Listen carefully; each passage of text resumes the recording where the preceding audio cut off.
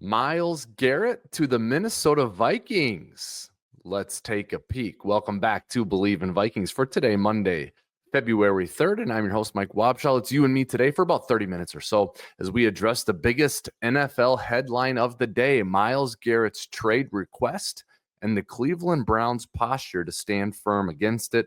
Where might the Minnesota Vikings fit into this story? We'll also talk about an angle to attacking Super Bowl wagers and plays, and it involves Chiefs quarterback Patrick Mahomes. All of that in a minute. But first, the biggest betting weekend of the year is finally here, which means more updated odds and props for Super Sunday. Bet Online is the world's most trusted betting platform and your number one source for online betting. We have hundreds of prop bets, MVP odds, and exclusive in-game live betting. BetOnline is your ultimate game day companion. Whether you're a seasoned fan or a first-time bettor, BetOnline offers you everything and more to enhance your game day experience. Visit the website today and make the game day action count a little bit more. BetOnline, the game starts here. Very excited for Super Bowl Sunday, which is now less than a week away. We're going to talk about the game a little bit later on today in Bleav in Vikings and take a look at a way, I think, an angle you can take to attack it from a player prop and a player projection standpoint.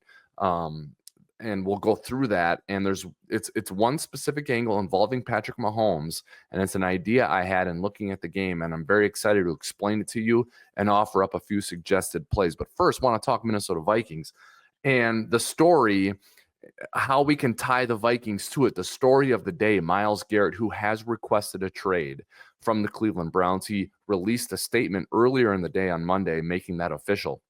It's something that's been sort of speculated about, bandied about, talked about, but now is definitely happening. And it's the type of Radio Row, Super Bowl week Radio Row fodder that happens every single year. It happened when the Vikings eventually signed Kirk Cousins. The Minnesota hosted Super Bowl 52, and that was the year Kirk Cousins was on a Radio Row tour because he was about to become a free agent. Everyone wondering where he would end up signing.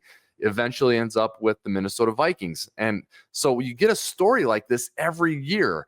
This week of the year, this week it seems like Super Bowl weekend, and this year it's Myles Garrett and his trade request. Now, the Cleveland Browns have made it clear before this that they were not going to trade Myles Garrett. Then Myles Garrett requested trade officially via a statement, and the Cleveland Browns reportedly have said, we're going to stand firm, we're not trading Myles Garrett. Now, that might be what they want to do. That certainly is their posture, but that does not mean that is what will end up happening. Time and time again, we see teams have the posture of, we are not trading this player, and then they wind up making a trade for that player because it suits them. It benefits them. It's become apparent to them that they cannot salvage this relationship with the player, so they get what they can for him. It happened with the Vikings and Percy Harvin, where the Vikings took the posture of, we are not trading Percy Harvin. They wound up trading Percy Harvin to the Seattle Seahawks, got the better end of that deal in two ways.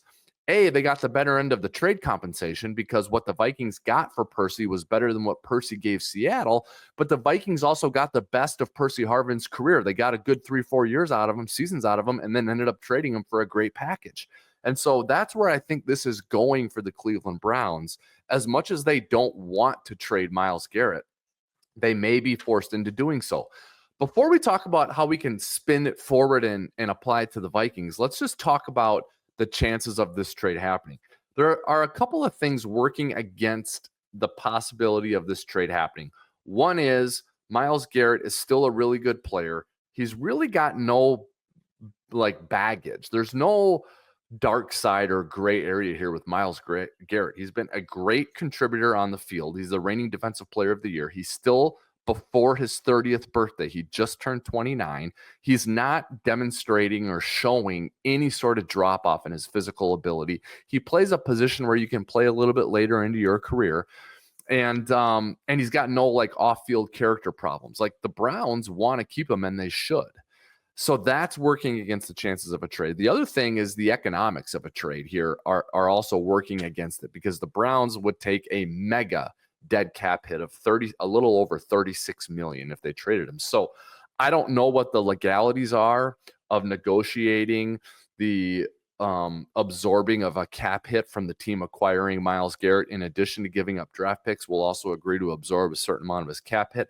I'm not sure all the legalities of that and the logistics of that. That certainly, if it's possible, would have to be a part of the trade compensation, because that is such a huge hit for the Browns to take, notwithstanding the fact that they're going to be taking a huge cap hit when they get rid of Deshaun Watson.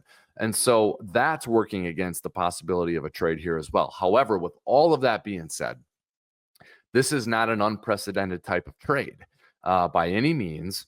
The player wants out. It's very hard to retain a player when he wants out and he's so vocal about wanting out. And he's such a great player. There are going to be suitors for him. The Browns certainly in a rebuilding situation. They have the 2nd overall pick in the draft already. They're going to be looking for a 1st-round pick at least in exchange for Myles Garrett. I still think this trade is going to happen at some point this offseason, and I think it will happen before or during the 1st round of the National Football League draft later on this spring. I think one thing that's interesting is you look at trade comparables, like what other trades have happened in the National Football League that are similar to this one. And I think Adam Schefter shared one that is applicable to this situation. And I'll pull it up right now for those of you watching on YouTube. You can take a look at it. A potential trade comp tweeted Adam Schefter on X. When 27-year-old Khalil Mack was traded from Oakland to Chicago, the Bears gave up 2 first-round picks, a 3rd-round pick, and a 6th-round pick for Khalil Mack, a 2nd-round pick, and a conditional 5th. So that's kind of what you're looking at when it comes to trade comps for something, a package that would yield you Myles Garrett, is a very significant trade compensation package of picks. I don't think it'll be that steep because Myles Garrett is a little bit older, a little bit longer in the tooth. And it seems to me that Garrett is a little more vocal about wanting out than Khalil Mack was. So I think it's going to be a watered down version of that. I think it could be a 1st and 2/3, or maybe just 2 firsts for Garrett, but a watered down version of that one for Khalil Mack. Okay, so now let's talk about spinning it forward and talking about the Vikings. Are the Vikings a potential fit here? Are they a suitor for Myles Garrett? I think Vikings fans would like to think, yes, we are. We've got the cap room. We can do it. But I think there are a couple of things working against the Vikings' ability to make a trade like this happen. First of all, they don't have the draft capital to do it. They're already low on draft picks, and consummating a trade for Myles Garrett would just basically completely deplete them of it, and it would ruin any leverage they would have in wanting to trade down with the picks they do end up retaining. So I think that's really the number one reason I don't think the Vikings will end up trading for Myles Garrett. The second reason I don't think the Vikings will trade for Myles Garrett is not because you can't find a spot for him. You can always find a spot for a player like Myles Garrett. But seriously, where would you play him? Because you have outside linebacker, edge rushers, and Jonathan Grenard and Andrew Van Ginkel, both under contract for next year, and you love both of them. So he's not a plug-and-play edge linebacker, meaning it's not simple, because if you do put Myles Garrett at edge, you got to displace someone. Certainly they take fewer snaps, and if you want to keep them at their snap count level, then you got to play them somewhere else. Obviously, you're probably not going to slide Jonathan Grenard inside to play inside linebacker or to put him into coverage. So that would be Andrew Van Ginkel, who you would probably end up spotting into coverage, maybe sliding him inside, and then just spelling Grenard and Garrett in this situation. So you have a little bit of a log jam there with Van Ginkel and with Grenard.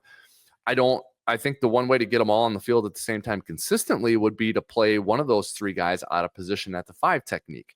And that would probably be Myles Garrett. But now I think you're taking away one of his greatest strengths, which is just rushing off the edge. And so I think it's not that it's not a schematic fit or that you couldn't make room for him. It's just someone else you're displacing. And so it would take a lot of creativity.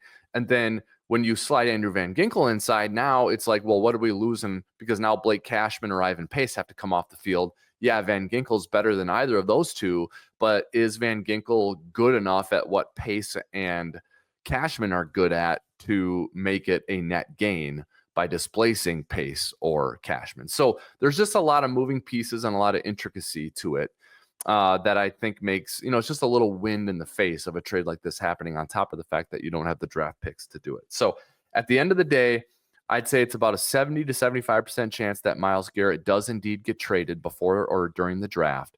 But I think it's like a 10% or less chance that it's to the Minnesota Vikings. And I know that's disappointing for Vikings fans to hear, because I'm seeing and hearing a lot of, Dallas Turner in a first for Myles Garrett. Who says no, right? And I don't think it's that simple. I don't think that's enough to get Myles Garrett. And I think the Vikings are higher on Dallas Turner than maybe you are watching and listening to this right now. And so that, on top of the fact that the Vikings just don't have the draft capital to pull it off, I don't think it'll happen. But some team's going to get Myles Garrett, and it will be interesting to see who it is. I think Washington's a team to watch. I think the Lions are a team to watch, just to name a couple. And then, you have your teams that are always in the mix for trades like this, like the Eagles, the Seahawks. I'd count the Raiders as maybe a team to look at for something like this, maybe San Francisco. So there's going to be a lot of suitors for Myles Garrett, and he's going to be picky about where he goes. He's not going to want to go from one rebuilding team to another rebuilding team, from one perennial losing team to another perennial losing team. He's not going to want to do that. He's going to want to go to a good team.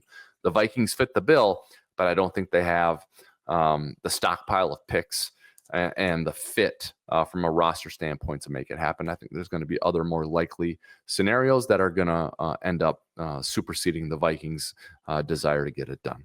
So that's my opinion and my take on the Myles Garrett situation with the Cleveland Browns and how it could apply to the Minnesota Vikings. Let's take a look at the Super Bowl. And one angle I am considering attacking myself, and I think you all could join me in attacking. And there's a lot of different places to do it.